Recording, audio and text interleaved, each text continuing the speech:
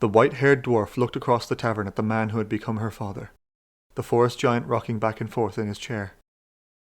His intimidating, massive form offset by the gentle smile that rested eternally on his lips, even now as he slept. Even after surviving such a brutal ordeal, peace found him so naturally, and she envied him for it. She shifted her gaze to her blood brother, who was busy sponging and scraping away the gore that had dried onto his blade. The injuries they had both sustained in that cursed ruin keeping them bound to the city until they were fit to fight again. The days of inaction grated on her. Her knuckles grew white as she clenched her fists and gritted her teeth. She was stuck uselessly in a guild hall like she was still a squire in training. The sudden touch of a hand on her shoulder snapped her attention back to the space around her. She turned her head to stare down a tall, pointed-eared man standing beside her. He stared back down at the woman half his size. In a moment, she shrugged the man's hand off of her, taking a step back. In front of the bar, she said sternly, yet softly. The pale-skinned elf took a step back, caught off guard. It wasn't the introduction he had expected, but he shook it off and complied with her demand. With a few short clips, he removed his prosthetic arm from its socket and set it on the counter as he walked around. With a soft grunt, he sat down on the stool in front of her.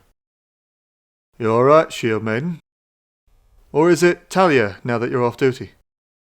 He cocked his head to the side, watching her inquisitively. "Commander, to you," Talia said firmly. The elf rolled his shoulders and leaned back a bit. "Huh. Fully out of retirement, I see. All right. Well, I know who you are, Sirac." Talia cut him off abruptly, placing her hand on his, gripping tight in a sudden motion. The force of her grab nearly crushed his fingers. With her free, wounded arm, she placed a rolled-up parchment on the counter. It was old and worn, but he could recognize it as plain as day. An aged bounty poster. "And I know who you really are, Kyr Athelithus Curse." Talia hissed. Her golden eyes matched his, burning with a fire of disgust. "And what you did. What you do." She straightened herself up, placing herself above the elf for a very brief moment. "Kemsa seems to trust you, the fucking moron, and since Vi trained him, that held just enough merit for me to not immediately drag your sorry hide to the guards after our rescue." She leaned in once more, whispering a threat. "But I'm watching you, scum." The man's expression wavered for a moment, before lowering his gaze. "I was different then," he muttered. "Were you? You still look like the monster I was tracking 15 years ago. The only difference is there's less of you to hand in." Talia snapped back quickly. Sirac's eyes widened for a moment before settling as it finally dawned on him. A tiredness overcame his expression as the weight of the past caught up with him. "I thought I recognized the name Cadash. You and your husband." "Small world." Sirac closed his eyes and let out a dry chuckle. "Why just watch me? Hand me in." He reopened his eyes, locking them with hers. The dwarf took a step back. Shocked, she narrowed her eyes at him with suspicion. "What are you playing at, Paleskin?" He let out a soft chuckle in response. "Playground insults, Commander." "I'm trying to do the right thing, for once. If you want me gone, get rid of me. The old guard, whether you realize it or not, are the highest authority in town. Even more so now that you and the others have returned from your year-long absence. Arrest me. Drag me to the guards. Send me on some death wish of a contract.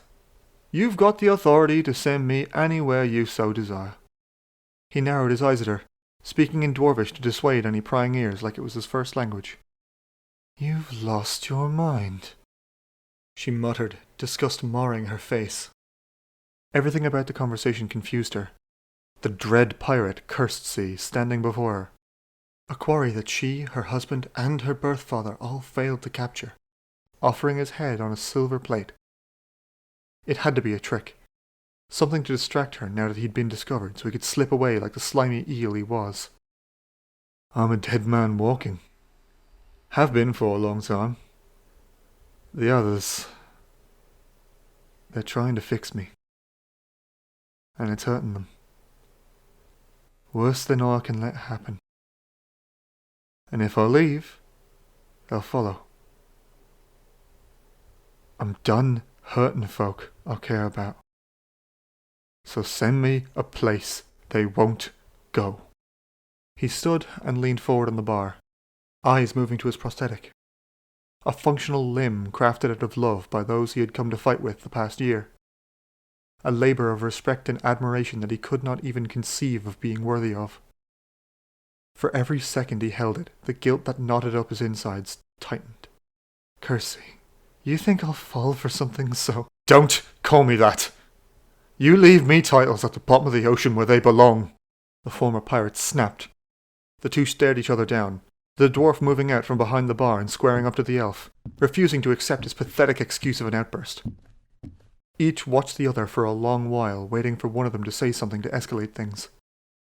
A bubble of tension formed around them, hanging in the air like a wet blanket as time crawled onwards. You want to die? Do it yourself. I won't help you escape the guilt that you deserve to stew in. The guards will... Talia huffed like a bull waiting to charge. If I did, they'd blame themselves. He interrupted. Why not put me down? You know how long my kind lives. Any time in prison will be a blip in my lifespan. If you're fine with taking the blame, send me out to meet me end. Go with me to ensure I fall.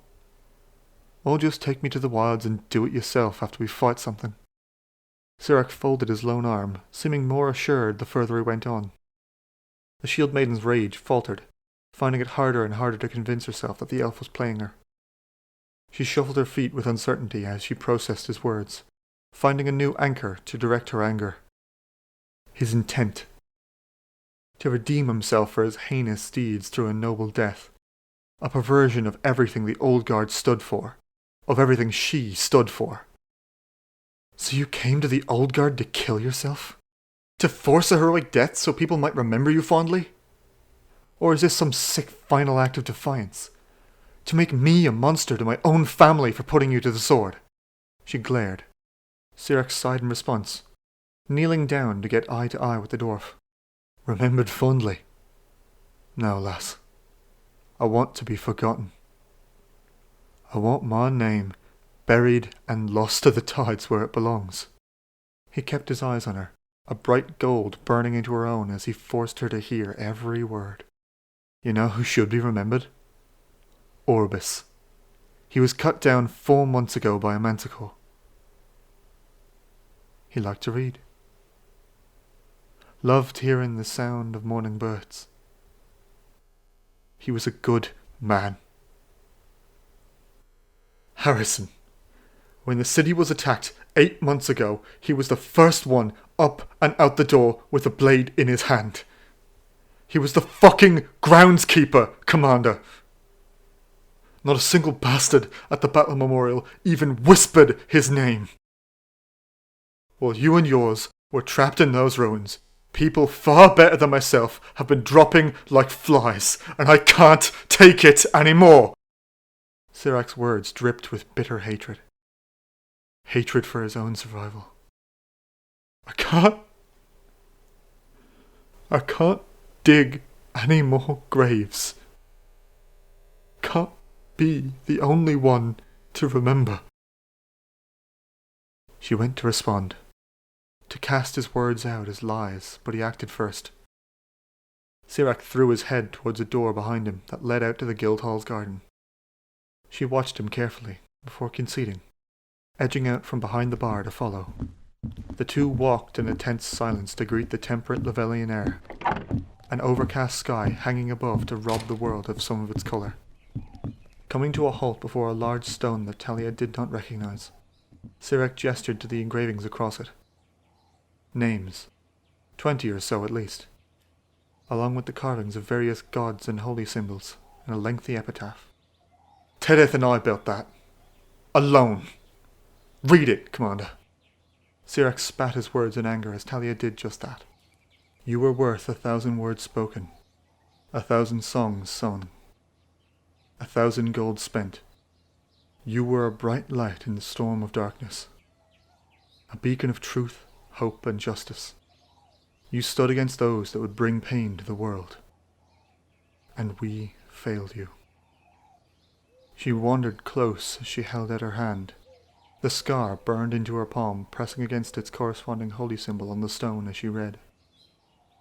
Over the last year, he and I recovered every body, every fallen we could, guild member or not, and buried them. Alone. Those who I couldn't recover I made markers for. Alone. They deserve to be remembered. Not me.